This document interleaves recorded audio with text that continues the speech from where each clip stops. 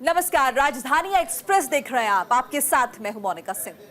हरियाणा में एक चरण में होगा चुनाव। 90 सीटों पर होंगे चुनाव और 1 अक्टूबर को वोटिंग होगी। 4 अक्टूबर को नतीजे आ जाएंगे। तो आज इलेक्शन कमीशन ने ऐलान कर दिया है 20,629 पोलिंग बूथ बनाए जाएंगे इलेक्शन के लिए। वोटिंग के लिए 150 मॉडल पोलिंग बूथ होंगे। हरियाणा में होने वाले विधानसभा चुनाव और तारीखों का हो चुका है आज ऐलान। मुख्य चुनाव आयुक्त राजीव कुमार ने बाकायदा प्रेस कॉन्फ्रेंस के माध्यम से इसकी सूचना दी है। इस दौरान उन्होंने कहा कि हरियाणा में 2.1 करोड़ वोटर्स हैं। वहीं हरियाणा में 20,000 से ज्यादा पोलिंग स्टेशंस बनाए जाएंगे। वहीं जनरल के लिए 73, एससी के लिए 17 सीटें होंगी। उन्होंने प्रेस कॉन्फ्रेंस में कहा कि हरियाणा में 27 अगस्त को वोटर्स की सूची जारी की जाएगी। हरियाणा में 1 अक्टूबर को वोटिंग होनी है। वहीं 4 अक्टूबर को वोटों की गिनती होगी। तो 90 सीटों पर इलेक्शन एक साथ हो जाएंगे एक ही चरण में, ये फैसला लिया गया है इलेक्शन कमीशन की तरफ से। देखिए, आज ऐलान हो चुका है और अब जो अंतिम चरण की तैयारियां हैं उन्हें रूप दिया जा रहा है। 27 अगस्त को वोटरों की सूची भी जारी हो जाएगी। ये प्रेस कॉन्फ्रेंस के जरिए बताया है इलेक्शन कमीशन ने। इसके साथ ही साथ आपको ये भी बता दें कि हरियाणा में कुल वोटर्स की जो संख्या है वो 2.1 करोड़ है। 20,000 से ज्यादा पोलिंग स्टेशन बनाए जाएंगे। जनरल के लिए 73 और एससी के लिए 17 सीटें होंगी। प्रेस कॉन्फ्रेंस में इस बात का जिक्र किया है कि 27 अगस्त को वोटरों की सूची जारी हो जाएगी। 1 अक्टूबर को वोटिंग होनी है हरियाणा में और देखिए 4 अक्टूबर को वोटों की गिनती होगी, यानी कि नतीजे आ जाएंगे और ये पता चल जाएगा कि हरियाणा में किसकी सरकार बन रही है। तो मौजूदा वक्त में बीजेपी की सरकार है और अब इलेक्शन होंगे, उसके बाद किसकी सरकार बनेगी ये देखना होगा। चुनाव आयोग ने 2 प्रदेशों के चुनाव की घोषणा की है, जिसमें हरियाणा और जम्मू कश्मीर। आज से आचार संहिता लगी है और हरियाणा में तो 1 फेज में चुनाव होगा, जम्मू कश्मीर में 3 फेज में चुनाव होगा। और दोनों प्रदेशों का जो चुनाव का रिजल्ट है, जैसा उन्होंने बताया है कि 4 अक्टूबर को रिजल्ट आएगा और उस नाते से अब दोनों प्रदेशों में जो चुनाव हैं वो अपने निश्चित समय पर हो रहे हैं। जहाँ तक हरियाणा की बात है, मैं स्वागत करता हूँ इस चुनाव की घोषणा का और निश्चित रूप से हमारा कार्यकर्ता चुनाव लड़ने के लिए अपने बहुत पहले से तैयारी कर रहा है। और इसमें निश्चित रूप से जैसे केंद्र में नरेंद्र मोदी जी के नेतृत्व में तीसरी बार सरकार बनी है, इसी प्रकार हरियाणा में भी भारतीय जनता पार्टी की तीसरी बार सरकार बनेगी। और निश्चित रूप से हम जनता को जो सहूलतें पिछले 10 साल से दे रहे हैं उन सहूलतों को आगे बढ़ाएंगे। कांग्रेस के जो थोथे नारे हैं, जिस प्रकार से उन्होंने लोकसभा में किया उस प्रकार से उनकी कोशिश विधानसभा में करने की रहेगी, लेकिन जनता का विश्वास उठ चुका है और ऐसे सब थोथी बातें जो कांग्रेस की हैं उन पर हरियाणा की जनता विश्वास करने वाली नहीं। बहुत अच्छी बात है। 1 अक्टूबर को हरियाणा के चुनाव होंगे। बहुत अच्छा मौसम होता है, लोग बड़ी संख्या में निकल कर आएंगे। और जहाँ तक हमारी पार्टी की बात है, हमारी पार्टी पूरी तरह से तैयार है। हमने बहुत पहले से तैयारी शुरू कर दी थी और हमारे कार्यकर्ता तो वैसे हर वक्त ही तैयार रहते हैं। हमारे कार्यकर्ता कभी बैरकों में नहीं जाते, हमेशा फील्ड में रहते हैं और पूरी तरह से चुनाव लड़ने के लिए तैयार हैं।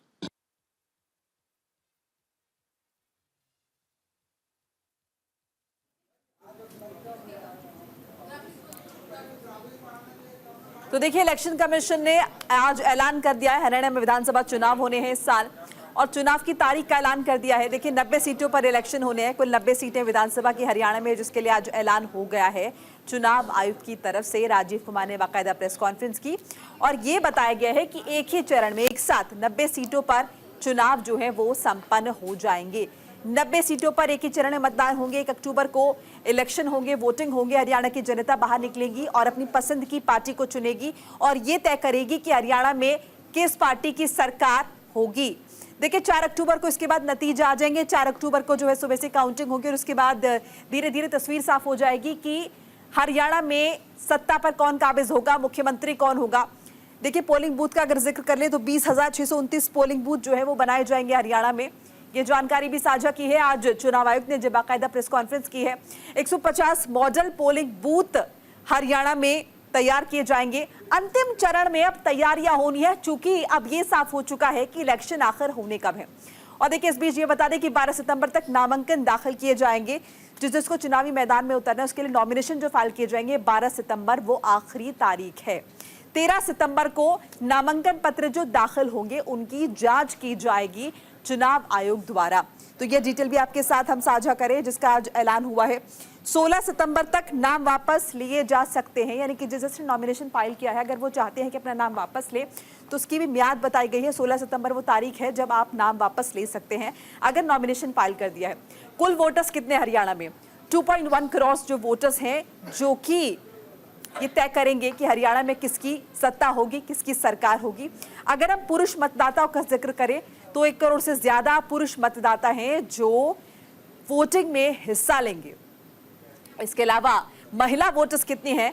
तो 92.50 लाख जो है महिला वोटर्स हैं जो अपने मताधिकार का इस्तेमाल करती हुई आपको दिखाई देंगे। देखिए, और 100 साल से ज्यादा उम्र के अगर वोटर्स का हम जिक्र करते हैं तो 10,327 ऐसे मतदाता हैं जिनकी उम्र जो है वो 100 साल से ज्यादा है, जिनके लिए जाहिर तौर पर विशेष इंतजाम किए जाएंगे। इलेक्शन कमीशन की तरफ से देखना होगा क्या कुछ इंतजामात होते हैं, क्योंकि लोकसभा चुनाव के दौरान हमने देखा कि उन लोगों को जो है विशेष सुविधाएं दी गई हैं ताकि अपने मताधिकार का इस्तेमाल वो कर सकें और ज्यादा से ज्यादा तादाद में लोग अपने घरों से बाहर निकले। जसबीर सिंह जुड़ चुके हैं हमारे साथ, हमारे सहयोगी। जसबीर, आज अगर हम कहें तो ऐलान हो ही चुका है, यानी कि आखिरी बिगुल जो है वो फूका जा चुका है और अब जो तैयारियां वो अंतिम चरण में होंगी।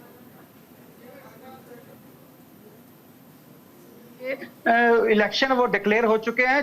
चुनाव आयोग ने 1 अक्टूबर को इलेक्शन डिक्लेयर किया है और 4 अक्टूबर को इसका रिजल्ट आ जाएगा। आपको बता दें कि पिछले 10 साल से हरियाणा में बीजेपी की सरकार है और बीजेपी का जेजेपी के साथ गठबंधन था, पर थोड़ी देर पहले ही जेजेपी ने अपना समर्थन वापस ले लिया और अल्पमत में ये सरकार चल रही थी और कांग्रेस बड़े लंबे समय से कोशिश कर रही थी कि हरियाणा में दोबारा इलेक्शन हो। सो आज इलेक्शन की यहाँ पे पूरी 90 की 90 सीटों के ऊपर जो इलेक्शन होनी है वो 1 अक्टूबर को होगी और 4 अक्टूबर को इसका रिजल्ट आ जाएगा। आपको बता दें कि 10 साल में एंटी इनकम्बेंसी की वजह से बीजेपी काफी बैकफुट पे जाती नजर आ रही थी, जिसकी वजह से बीजेपी ने जहां के जो सीएम खट्टर थे उनको हटा के यहाँ पे नायब सिंह सैनी को यहाँ पे सीएम बनाया और खट्टर को लोकसभा इलेक्शन में उन्होंने लड़ाया और लोकसभा की सीट में जीते। और लोकसभा में आपको बता दें कि यहाँ पे 5 जो सीटें आई हैं वो बीजेपी को आई हैं और 5 सीटें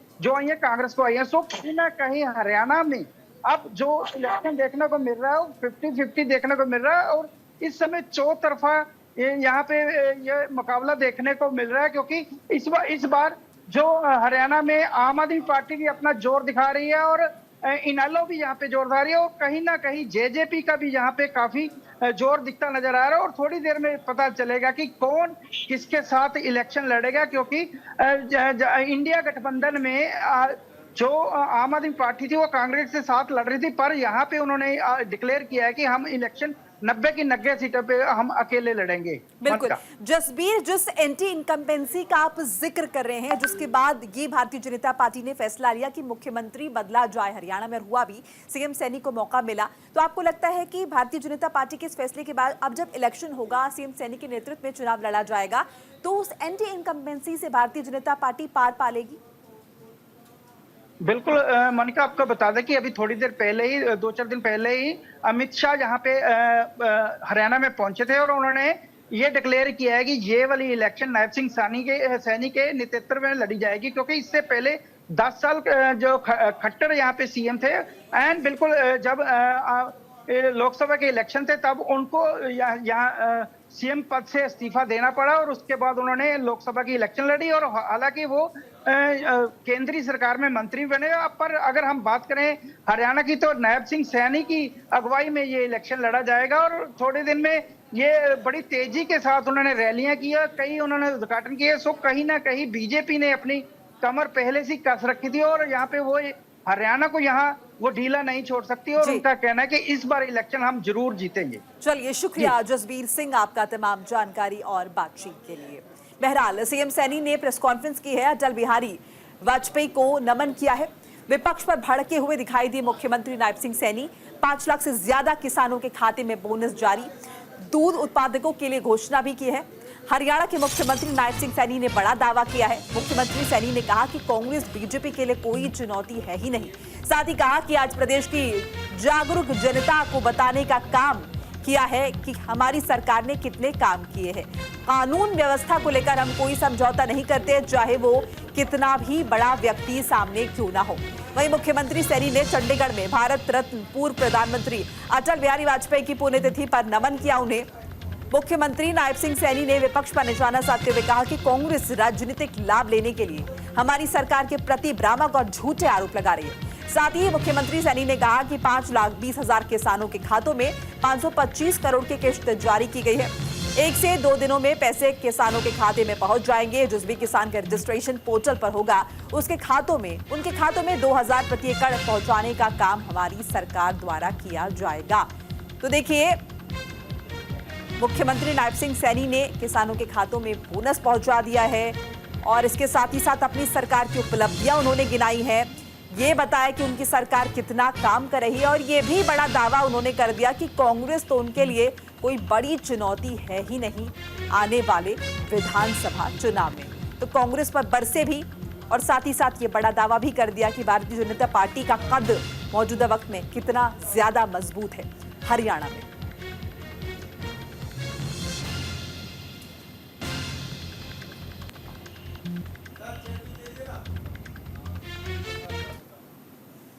पंजाब में डॉक्टरों ने हड़ताल कर विरोध जताया है। ओपीडी बंद होने से मरीज परेशान नजर आ रहे हैं। सरकारी अस्पतालों में ओपीडी बंद है। डॉक्टर्स ने संघर्ष बढ़ाने की चेतावनी भी जारी कर दी है। अस्पताल बंद कर डॉक्टर्स ने नारेबाजी की है। डॉक्टर्स ने संघर्ष बढ़ाने की चेतावनी जारी कर दी है। पश्चिम बंगाल के कोलकाता में महिला डॉक्टर की रेप मर्डर के विरोध में पंजाब के कई जिलों में डॉक्टर्स हड़ताल पर हैं। उसकी वजह से ओपीडी सेवाएं बंद है। सिर्फ इमरजेंसी में आने वाली मरीजों का इलाज किया जा रहा है। ओपीडी बंद होने से मरीजों को काफी ज्यादा दिक्कत हो रही है। इसी कड़ी में अमृतसर, पटियाला, जालंधर, लुधियाना, हर जगह डॉक्टर विरोध प्रदर्शन कर रहे हैं। बता दें कि पटियाला के सरकारी राजेंद्रा अस्पताल सभी विभागों के डॉक्टर, कर्मचारी और मेडिकल छात्र धरना प्रदर्शन कर रहे हैं। यहाँ पर सभी स्वास्थ्य सुविधाओं को बंद कर दिया गया है, जिससे आम जनता को काफी दिक्कतों का सामना करना पड़ रहा है। वहीं अमृतसर में डेंटल हॉस्पिटल के बाहर रेजिडेंट डॉक्टर्स का विरोध प्रदर्शन जारी है। उनका कहना है कि जब तक डॉक्टरों की मांगे नहीं मानी जाएंगी तब तक हड़ताल जारी रहेगी। ये भी बता दें कि जालंधर सिविल अस्पताल के डॉक्टर्स ने भी ओपीडी सेवाएं बंद करने का ऐलान किया है। मृतक डॉक्टर को इंसाफ दिलाने के लिए हड़ताल जारी रहेगी। सिविल अस्पताल में सभी में सुरक्षा यकीनी बनाई जाए, यानी कि कानून बनाया जाए, एक एक्ट लाया जाए जो कि सुनिश्चित करे डॉक्टर्स की सुरक्षा। ये डॉक्टर्स की मांग है। और जो डॉक्टर है जिसके साथ बेरहमी हुई है उसके हत्यारों को कड़ी से कड़ी सजा दी जाए। इस दौरान अस्पताल में ओपीडी पूरी तरह से ठप रही, जबकि इमरजेंसी सेवाएं बहाल हैं। दूसरी तरफ अस्पताल में उपचार के लिए आने वाले मरीजों को इस हड़ताल की वजह से भारी मुसीबतों का सामना करना पड़ रहा है। ਜਿੱਦਾਂ ਕਿ ਤੁਹਾਨੂੰ ਪਤਾ ਹੀ ਹੈ ਜੀ 9 ਅਗਸਤ ਨੂੰ ਆਰਜੀਕੇ ਮੈਡੀਕਲ ਕਾਲਜ ਜਿਹੜਾ ਹੈਗਾ ਜੀ ਕੋਲਕਾਤਾ ਦੇ ਵਿੱਚ, ਉੱਥੇ ਰਾਤ ਨੂੰ ਜੀ 2-3 ਵਜੇ ਬਰੂਟਲੀ ਇੱਕ ਲੇਡੀ ਡਾਕਟਰ ਦਾ ਰੇਪ ਕੀਤਾ ਗਿਆ, ਉਹਨੂੰ ਮਾਰ ਦਿੱਤਾ ਗਿਆ। ਠੀਕ ਹੈ ਜੀ, ਤੇ ਉੱਥੇ ਕੋਈ ਕਾਰਵਾਈ ਨਹੀਂ ਹੋ ਰਹੀ ਜੀ। ਉੱਪਰ ਦੀ ਜੀ 14 ਤਰੀਕ ਨੂੰ ਉਸੇ ਕਾਲਜ ਦੇ ਵਿੱਚ ਰਾਤ ਨੂੰ 2-3 ਹਜ਼ਾਰ ਮੋਬ ਜਾ ਕੇ ਉੱਥੇ ਹਮਲਾ ਕਰਕੇ ਆਇਆ ਡਾਕਟਰਾਂ ਤੇ। ਡਾਕਟਰ ਜੀ ਇੱਧਰ ਉੱਧਰ ਭੱਜਦੇ ਫਿਰਦੇ, ਕੋਈ ਉਹਨਾਂ ਦੀ ਸੇਫਟੀ ਨਹੀਂ ਹੈਗੀ ਜੀ। ਤੇ ਜੀ ਆਪਣੇ ਕਾਲਜ ਵੀ ਸਾਡੀ ਇੱਧਰ ਕੋਈ ਸੇਫਟੀ ਨਹੀਂ ਹੈਗੀ। ਤੇ ਅਸੀਂ ਇਹੀ ਮੰਗ ਕਰਦੇ ਹਾਂ ਕਿ ਜਿਹੜਾ ਲੇਡੀ ਡਾਕਟਰ ਦਾ ਰੇਪ ਹੋਇਆ, ਮਰਡਰ ਹੋਇਆ, ਉਹਨੂੰ ਜਲਦ ਤੋਂ ਜਲਦ ਇਨਸਾਫ ਮਿਲੇ। ਸਰ ਜਿੱਦਾਂ ਸਾਨੂੰ ਪਤਾ 9 ਤਾਰੀਖ ਨੂੰ ਕੋਲਕਾਤਾ ਵਿੱਚ ਇੱਕ ਸਾਡੇ ਸੀਨੀਅਰ ਪੀਜੀ ਡਾਕਟਰ ਦਾ ਰੇਪ ਕਰਕੇ ਬਰੂਟਲੀ ਮਰਡਰ ਕਰ ਦਿੱਤਾ ਗਿਆ। ਉਸ ਤੋਂ ਬਾਅਦ ਉੱਥੋਂ ਦੀ ਸਰਕਾਰ ਨੇ ਕਾਰਵਾਈ ਦੀ ਕੀ ਕਰਨੀ ਸੀ, 14 ਤਰੀਕ ਦੀ ਰਾਤ ਨੂੰ ਗੁੰਡੇ ਭੇਜੇ ਗਏ 2-3 ਹਜ਼ਾਰ ਟੱਕਾ ਹੀ ਭਰ ਕੇ, ਉੱਥੇ ਮਾਰੇ ਗਏ ਡਾਕਟਰਸ ਨੂੰ। ਉੱਥੇ ਕਿਹੜੇ ਐਵੀਡੈਂਸ ਸੀ ਉਹ ਟੈਂਪਰ ਕੀਤੇ ਗਏ ਆ, ਔਰ ਉੱਥੇ ਬਰੂਟਲੀ ਕਿਹੜੀ ਐਵੀਡੈਂਸ ਕ੍ਰਾਈਮ ਸੀਨ ਹੀ ਉੱਥੇ ਜਾਣਬੁੱਝ ਕੇ ਕੰਸਟਰਕਸ਼ਨ ਸ਼ੁਰੂ ਕੀਤੀ ਗਈ ਹੈ ਐਵੀਡੈਂਸ ਨੂੰ ਟੈਂਪਰ ਕਰਨ ਲਈ। ਹਾਲੇ ਤੱਕ ਵੀ ਕੋਈ ਕਾਰਵਾਈ ਨਹੀਂ ਕੀਤੀ ਗਈ ਉੱਥੋਂ ਦੀ ਸਰਕਾਰ ਵੱਲੋਂ। ਹਾਲੇ ਤੱਕ ਵੀ ਕਿਹੜੇ ਗੁਨਾਹਗਾਰ ਸ਼ਰੇਆਮ ਘੁੰਮ ਰਹੇ ਆ, ਉੱਥੋਂ ਹੀ ਸਰਕਾਰ ਉੱਥੋਂ ਉਹਨਾਂ ਨੂੰ ਪ੍ਰੋਟੈਕਸ਼ਨ ਦੇ ਰਹੀ ਹੈ। ਹਾਂਜੀ, ਅੱਜ ਆਲ ਓਵਰ ਪੰਜਾਬ ਪ੍ਰੋਟੈਸਟ ਕੀਤਾ ਜਾ ਰਿਹਾ ਕਿਉਂਕਿ ਕਲਕੱਤਾ ਕੇਸ ਦਾ ਤੁਹਾਨੂੰ ਪਤਾ ਹੀ ਹੋਏਗਾ, ਜਿੱਥੇ ਇੱਕ ਮਹਿਲਾ ਡਾਕਟਰ ਨਾਲ ਰੇਪ ਤੇ ਬਾਅਦ 'ਚ ਉਹਦਾ ਮਰਡਰ ਕੀਤਾ ਗਿਆ। ਤੇ ਬਹੁਤ ਹੀ ਮੰਦਭਾਗੀ ਘਟਨਾ ਹੈ। ਇਸ ਘਟਨਾ ਨਾਲ ਸਾਡਾ ਸਾਰਾ ਸਮਾਜ ਹਿਲ ਗਿਆ ਹੈ। ਸਾਡੇ ਦੇਖੋ ਹਸਪੀਟਲ ਵਿੱਚ ਹੈਲਥ ਸੈਂਟਰਸ 'ਚ ਦਿਨ ਰਾਤ ਲੇਡੀ ਡਾਕਟਰਸ ਕੰਮ ਕਰਦੀਆਂ ਨੇ ਤੇ ਜੇ ਇਹੋ ਜਿਹੀਆਂ ਘਟਨਾਵਾਂ ਹੋਣ ਲੱਗੀਆਂ ਤੇ ਕੌਣ ਕੰਮ ਕਰਨਾ ਚਾਹੇਗਾ ਨਾ ਰਾਤ ਦੇ ਟਾਈਮ ਤੁਹਾਨੂੰ ਹੈਲਥ ਸਰਵਿਸਿਜ਼ ਹੀ ਨਹੀਂ ਮਿਲਣਗੀਆਂ ਤੇ ਜੇ ਤੁਹਾਨੂੰ staff nurses doctors health services ਦੇ ਰਹੇ ਆ।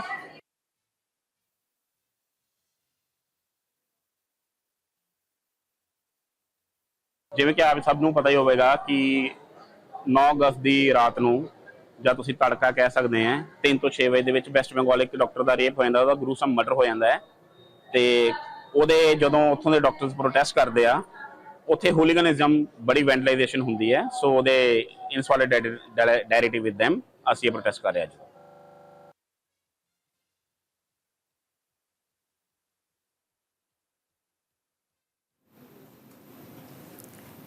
तो देखिए तस्वीरें आपको लगातार दिखा रहे हैं और देखिए अमृतसर, पटियाला, जालंधर, लुधियाना और देखिए 4 तस्वीरें आपको दिखा रहे हैं। पटियाला की तस्वीर भी आपको दिखा रहे हैं। इन 4 जगहों पे किस तरह से प्रदर्शन हो रहे हैं। देखिए देश भर में रोष है इस घटना के बाद, इस वारदात के बाद जिस तरह से एक महिला डॉक्टर को अपनी हवस का शिकार बनाया गया, उसके साथ बेरहमी से रेप किया गया और उसकी जान ले ली गई, हत्या कर दी गई। सभी अस्पतालों पर अगर हम देखें पंजाब के हरियाणा के यहाँ पर ताला लगा हुआ है। डॉक्टर्स जो हैं वो सड़कों पर नजर आ रहे, प्रदर्शन कर रहे हैं। ओपीडी सेवाएं जो है वो बाधित नजर आ रही है, जिसकी वजह से लोगों में खासा रोष है।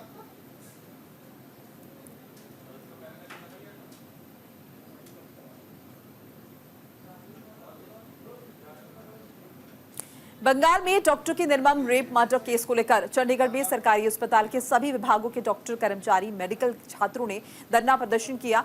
अस्पताल में सभी स्वास्थ्य सुविधाओं को बंद किया। प्रदर्शन कर रही मेडिकल छात्रों और अन्य स्वास्थ्य विभाग के कर्मचारियों ने कहा कि कोलकाता में हुए निर्माण रेप हत्याकांड को लेकर आम जनता को कोई फर्क नहीं पड़ रहा, जबकि एक संगीन मामला है। राजनीति के चलते दोषियों को बचाने की कोशिश वहां की सरकार कर रही है। जब तक इस मामले में कार्रवाई नहीं हो जाएगी, डॉक्टर्स की सुरक्षा को लेकर सरकार कदम नहीं उठाएगी, तब तक प्रदर्शन जारी रहेगा। देश भर में डॉक्टरों की तरफ से प्रोटेस्ट किया जा रहा है। हमारे साथ डॉक्टर निधि बंसल है। डॉक्टर साहब, आज के प्रोटेस्ट के बारे में बताना। सर, आप सभी को देश भर में मालूम है कि कलकत्ता में एक बहुत ही हॉरिफाइंग क्राइम एक लेडी डॉक्टर के साथ हुआ है, जिसमें उनके साथ ऑन ड्यूटी होते हुए 36 घंटे की लगातार वो ड्यूटी कर रही थी और थोड़ी देर उनको रेस्ट करने के लिए एक सही जगह भी उपलब्ध नहीं थी। और जहां वो रेस्ट करने गई वहां आउटसाइडर्स ने आके उनके साथ इतना घिनौना काम किया और उनकी मृत्यु उस दौरान हो गई और इतनी बुरी तरह से उनको प्रताड़ित किया गया। इसके खिलाफ हम आवाज़ उठा रहे हैं।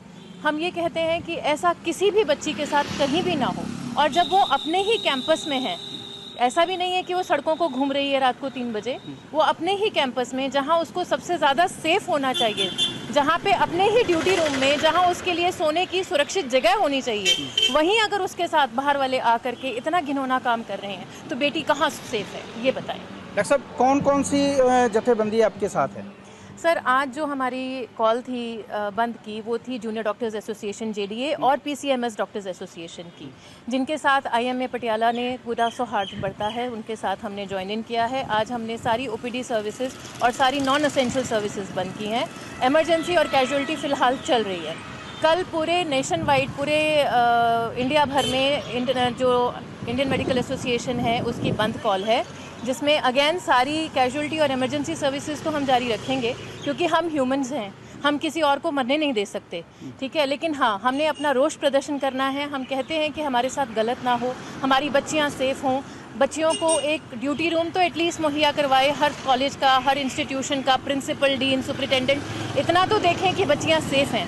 जहाँ पे वो काम कर रही हैं रात को 2-2 बजे, 3-3 बजे, 36 घंटे, 72 घंटे की हम ड्यूटियाँ कर रहे हैं, वहाँ उनके आराम के लिए कम से कम एक सुरक्षित जगह तो अवेलेबल हो। कैंपसेस में आउटसाइडर्स का आना बंद हो। जहाँ पे वो बच्चे हैं, सारे काम कर रहे हैं, वहाँ पे रिश्तेदार आते हैं, सब आते हैं, लेकिन उनके लिए एक निर्धारित समय हो। बच्चों के पास कम से कम बैठने की सुरक्षा, साफ़ सुथरी जगह होनी चाहिए। पंजाब के सीएम भगवंत मान ने दिल्ली के मुख्यमंत्री अरविंद केजरीवाल को उनके जन्मदिन पर बधाई दी है और उनके उत्तम स्वास्थ्य और दीर्घायु होने की कामना की है। बता रहे कि सीएम मान ने एक्स पर पोस्ट कर केजरीवाल को जन्मदिन की बधाई दी। उन्होंने कहा कि देश की राजनीति को नई दिशा देने वाले क्रांतिकारी नेता और आम आदमी पार्टी के सुप्रीमो अरविंद केजरीवाल को जन्मदिन की हार्दिक शुभकामनाएं। उनका ये पोस्ट आपको टीवी स्क्रीन पर दिखा रहे हैं। पंजाबी में उन्होंने पोस्ट किया है। अरविंद केजरीवाल को उनके जन्मदिन की बधाई दी है और उनके स्वास्थ्य की कामना की है।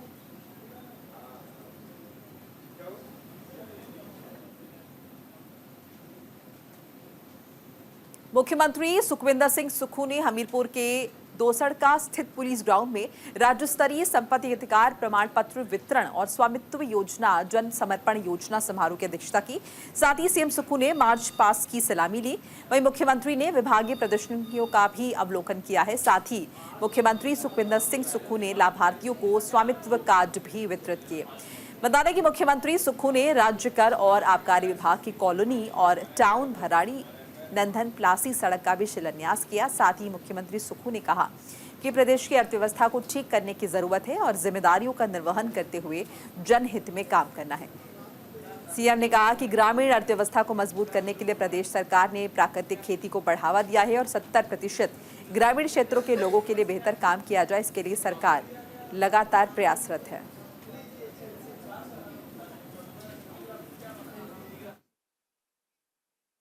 हमारी कुछ जिम्मेवारियां भी है, कोई दायित्व भी है। हमें इन जिम्मेवारियों का भी निर्वाह करना है, दायित्व का भी निर्वाह करना है। हम चाहते हैं कि प्रदेश की ग्रामीण अर्थव्यवस्था मजबूत की जाए। 70% हमारे जो परिवार के लोग हैं, आप लोग हैं, वो गांव में निवास करते हैं। ये ठीक है कि हिमाचल प्रदेश के जो 70% लोग गांव में रहते हैं, वहाँ शहरों जैसी सुविधाएं आप लोगों को उपलब्ध है। हम चाहेंगे कि हम उस सुविधाओं को और अच्छा बनाएं, लेकिन ग्रामीण अर्थव्यवस्था मजबूत करने के लिए हमने प्राकृतिक खेती पर जोर देने की प्रयास इस बजट के माध्यम से किया है। आम आदमी तक हमारी सरकार की विकास की रोशनी पहुंचे, उस दृष्टि से हम दिन प्रतिदिन प्रयास कर रहे हैं।